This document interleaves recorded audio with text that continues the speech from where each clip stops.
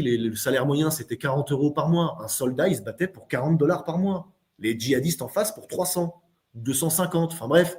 Donc quasiment 10 fois ce qu'eux touchaient. Qui veut se battre pour 40 balles? Surtout qu'Assad, la veille de l'attaque de Hayat Tahrir al-Sham, il avait augmenté les salaires de l'armée de 50%. Donc c'est bien, tu passes de 40 à 60 ou de 30 à 45. Donc évidemment, aucun intérêt. Les mecs, ça fait 14 ans, le pays il était moribond, l'économie, il n'y en a pas.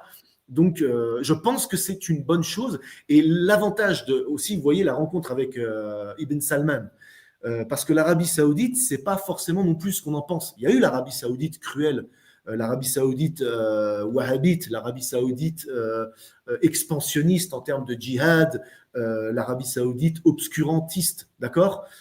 Sauf qu'il y a vraiment un changement depuis Ibn Salman. Moi, j'étais en Arabie Saoudite en janvier, là, j'y étais il y a quelques mois.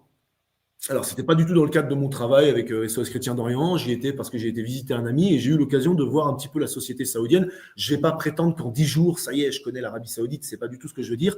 Mais c'est quand même assez intéressant de voir que Ibn Salman, il faut se souvenir qu'il avait pris en otage toute sa famille. Je sais pas si vous vous souvenez de ça. Ils les avaient enfermés dans le Carlton ou dans un hôtel grand luxe à Riyad et les avaient tous mis à l'amende. Voilà, vous voyez le chéquier là, vous signez tous, vous videz vos comptes bancaires. Je veux tout votre pognon. Vous avez abusé le peuple saoudien, vous avez largement profité en fait de l'Arabie, et il leur a retiré leur pouvoir de nuisance. Sans argent, ils ne peuvent plus, je ne sais pas moi, tenter un coup d'État, payer des gens pour je ne sais quoi. Il n'y a plus de lobbying, il n'y a plus rien de possible.